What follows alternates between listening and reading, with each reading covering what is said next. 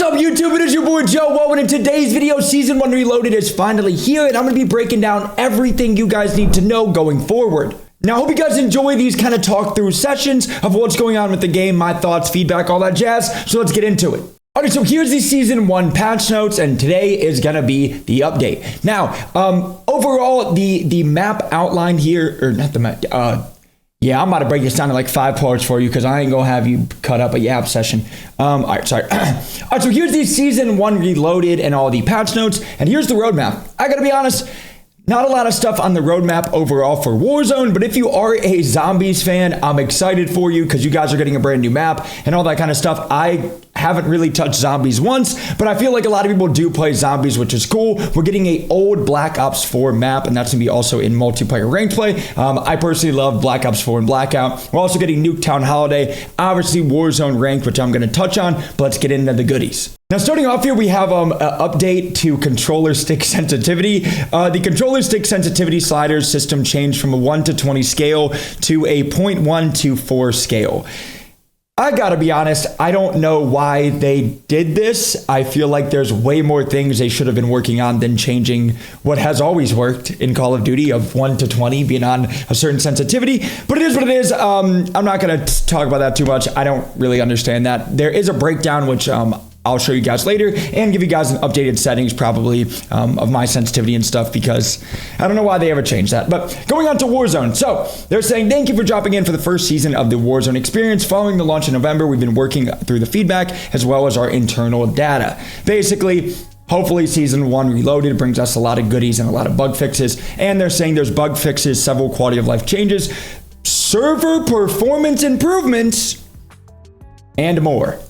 Only time will tell. Now, I do want to say real quick, and I do want to apologize for all of my other content creator colleagues that just sit on Twitter or in streams or in YouTube videos and just complain the entire time. I do want to apologize for them. Me personally, I've been having fun, bro. I love Warzone. I'm a nerd, and I'm just out there enjoying the game. Is there bugs in the game? Absolutely. Has there always been bugs in COD? Absolutely. But I see some people comparing this game to like Warzone 2, how bad that was, and I'm like, I don't know. I feel like drama and complaining always gets clicks, but I don't know. I'm going to give my feedback of things I like and I don't like, but I'm not going to sit there and complain as I'm complaining about other people complaining. So I just do want to apologize for other content creators right now.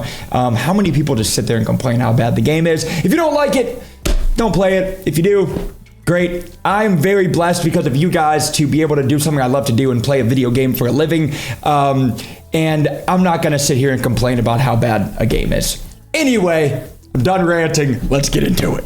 All right, so we do have the Holiday Rush LTM coming to Area 99, and I gotta be honest, we had this kind of mode a little bit similar last year, and it was kind of fun because it seemed like there was no SBMM.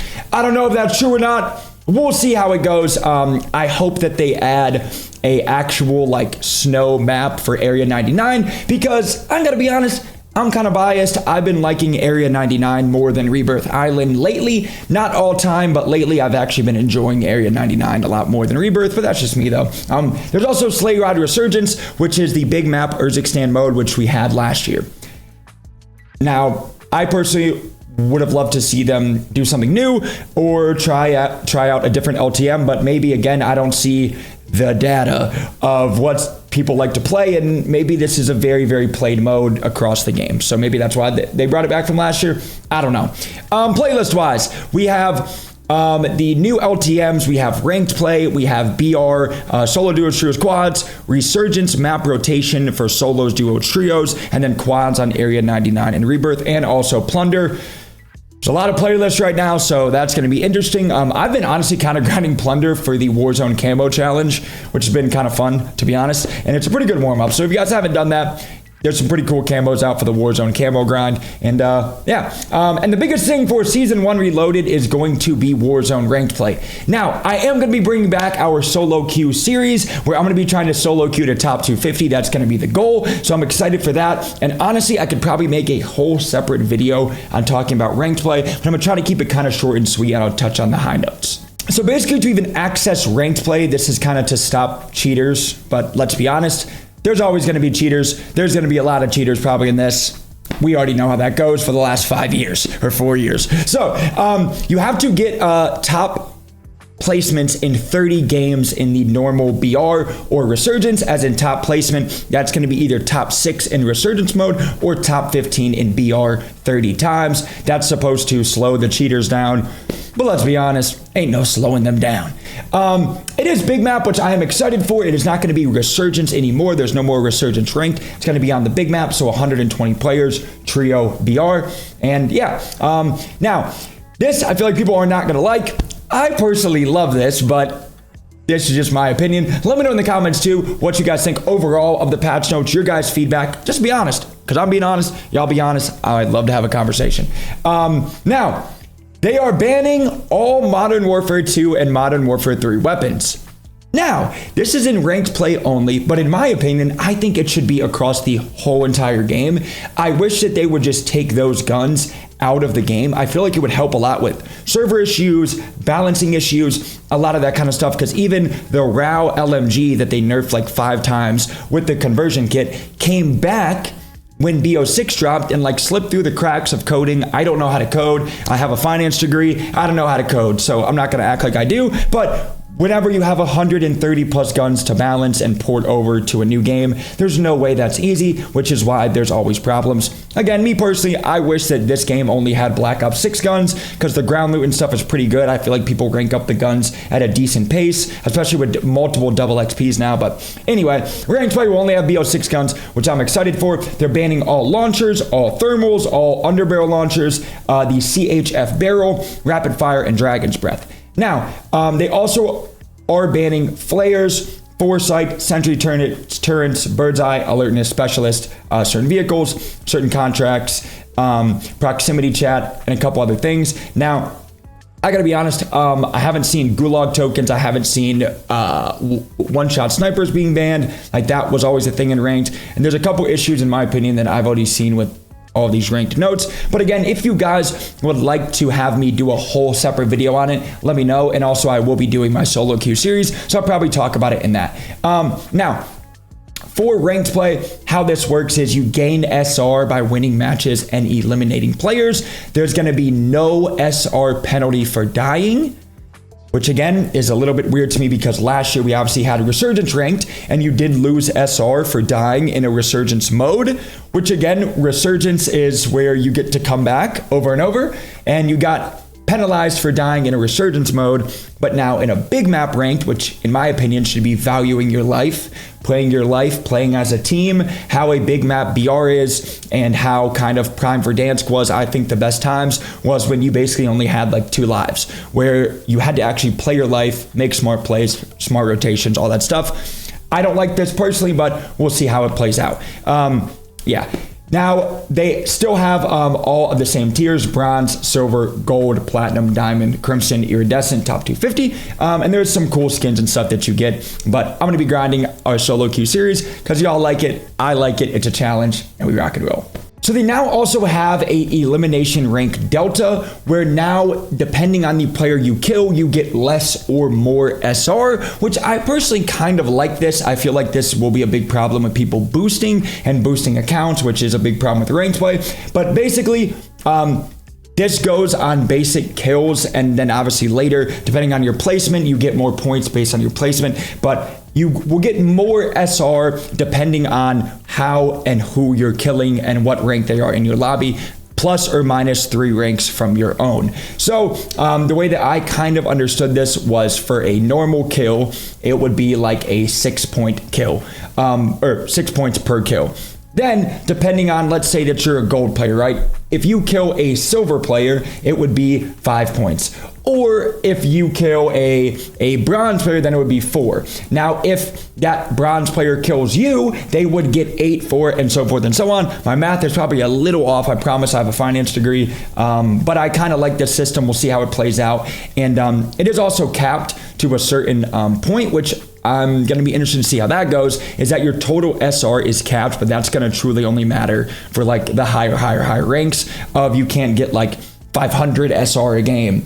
when you're top 250 and iridescent and stuff. Obviously, there is going to be the placement point SR, depending on if you're top 40, top 30, top 20, and so forth and so on. 100 for a win, 60 for top 5, 50 for top 10, and so forth. Now, the bonus SR per kill is going to be depending on how deep of placement you are in that match. 10 points, I'm assuming, as like top 2. If you're getting a kill as you and your team are top 2, it's 10 points. Top 5 would be 8 points a kill, and so forth and so on, which is interesting. And yeah, there is the maximum SR cap. That's going to be at 150 per game. That's the maximum that you can get based on eliminations, and obviously if you win the game.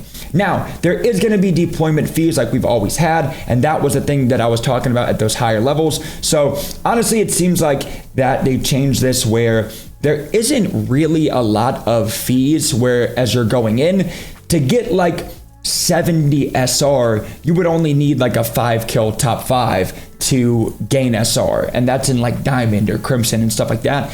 Even in like the lower ranks as gold, I feel like it's going to be pretty easy to rank up. We'll see though. So now going down to the skins and stuff, I think these honestly are pretty cool. Ranked, just playing in general, you get that. Gold, platinum, diamond, crimson, iridescent, top 250, and the champion.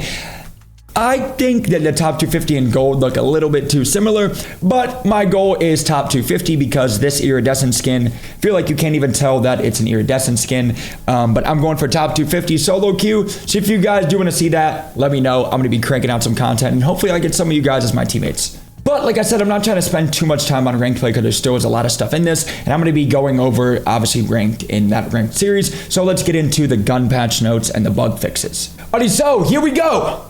The moment we've all been waiting for. Server performance enhancements. We've implemented several updates designed to boost server performance, ensuring a smoother and more reliable experience. We saw all the rumors of skill-based damage and all that kind of stuff. That stuff has never been a thing. It will probably never be a thing, but it was a big issue. And then COD was gaslighting, saying basically just hit your shots. Whenever you would hit somebody and then blood would splatter, you're like, where are my bullets going? So apparently that wasn't true, that it was a more of hit your shots. It seemed like a server issue, and everybody said that, and COD gaslighted us. But we'll see how it actually plays. I've learned to never jump the gun now. They can say all they want in a blog and in a patch note, but until we actually play it and see how it feels, we'll see. Hopefully this is true and they truly listened and they upgraded their servers, but we'll see how that goes. They fixed specialist to actually now cost half of the price for a fire sale. It used to cost $21,000 for a fire sale. It cost $30,000 to buy specialist. So again, finance degree. I ain't no math major here, but 50% of $30,000 was not $21,000, so they fixed that to now be cheaper to match what a fire sale cost should be. We do have the reflexes perk now, which does help trigger explosive detonate on a delay, which is like the flex perk last year if you ran flex. Now going down here, they did actually buff bunker busters, and they also changed it where if you have a trophy, now they can go through trophies, it seems like, which I don't really like that, but we'll see how it goes.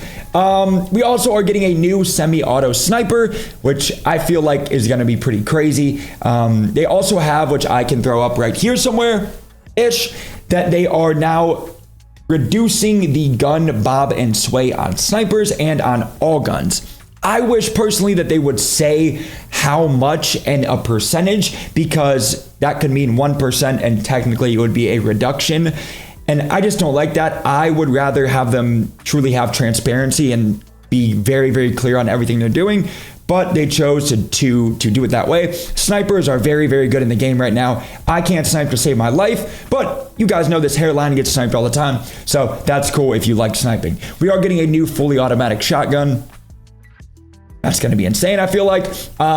And some conversion kits for the compact and the XM4, but I'm trying to touch on some of these weapon adjustments because this is important.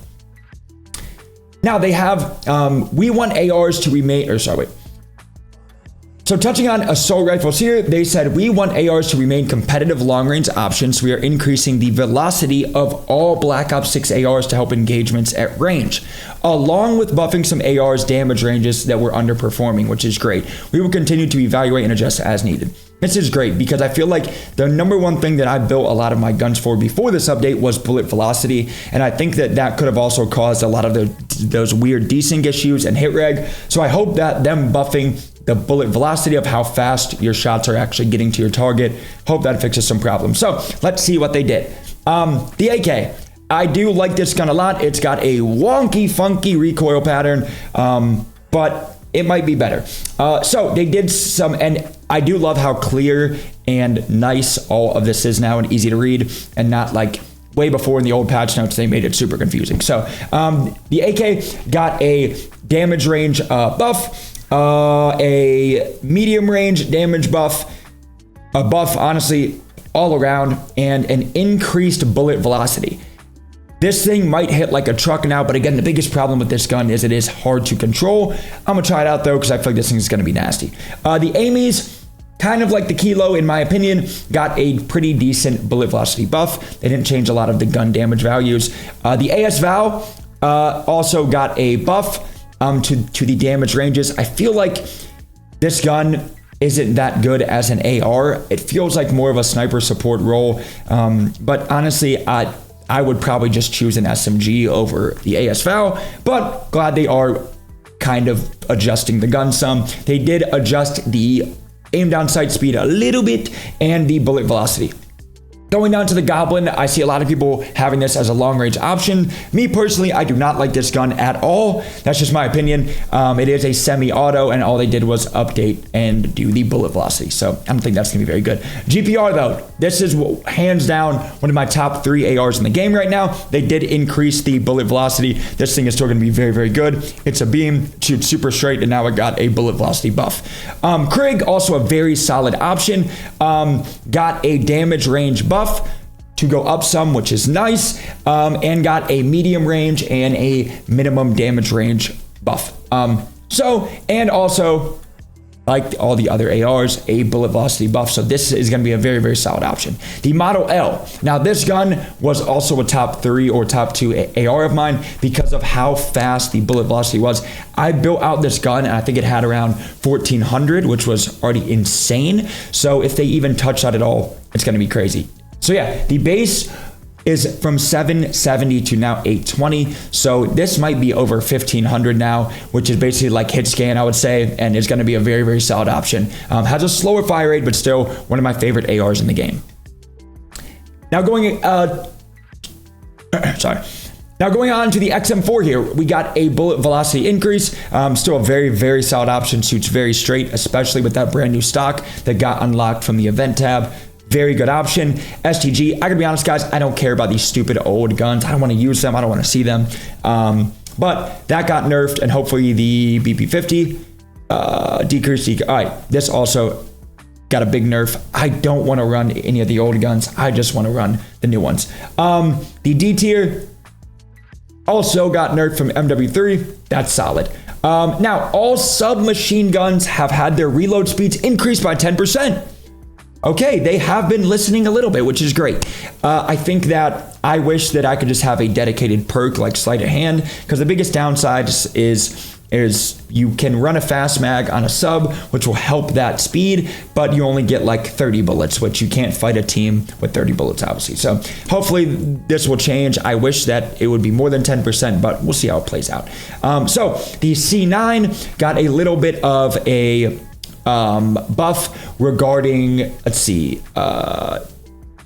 the damage ranges a little bit, and let's see, yeah, barely, and oh, it did get a headshot modifier increase, again a tad, and leg shots, so that will feel a little bit more consistent as you do more damage to that head and their legs.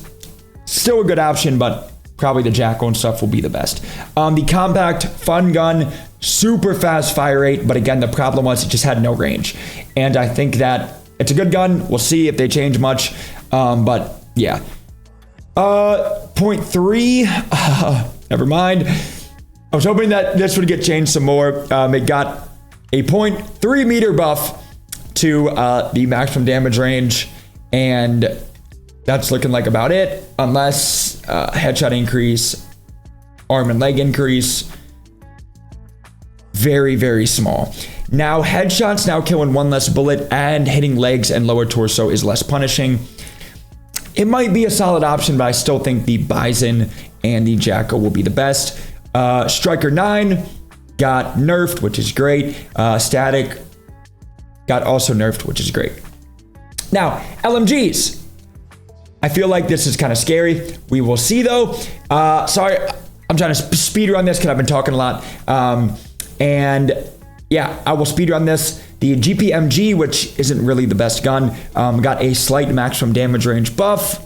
That's all I'm seeing right now. Got an increase in the bullet velocity and a little bit of the upper arm and torso modifier, and ADS speed improved.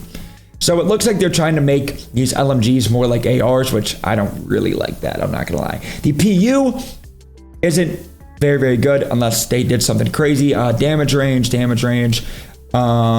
down sight, bullet velocity, headshot, and upper torso, solid. And the XMG, now this thing is the best in my opinion, hands down LMG, because there is that stock that you can put on that gives the gun no recoil. So let's see what they did. The upper arm and torso have been increased a little bit. Again, a lot of bullet velocity changes, which I like a lot, and they did improve the ADS speed. If you have an 8 attachment one or even a 5 attachment one, I feel like this can be a very solid option. So interesting. The RAW MG, the conversion kit, was the most broken in the game, like it was a long time ago, and it thankfully got nerfed into the ground. Nice. Now, the marksman rifles, I gotta be honest, I'm gonna just speed on this because these are not that good. SWAT didn't change much. DM10 didn't change much. Let's see, damage range buff a little bit. The Tarkov 762, yeah, not the best. Shotguns are also not that good right now because of the sprint to fire and stuff. They're just a bit slower. The Lockwood got a nerf. The SPX fixed incorrect damage values, cool. And now into some quality of life changes. All right, so speedrunning through some of this stuff here. They did fix some audio on Urzikstan because there was an echo, which I'm glad they did that. And then bug fixes. Oh my gosh. Seems like they've been kind of listening. I'm not gonna read through all of these. I'm just gonna kind of speed run through this. Quick fix, it looks like they fixed, which was great because quick fix was not working, which is incredible.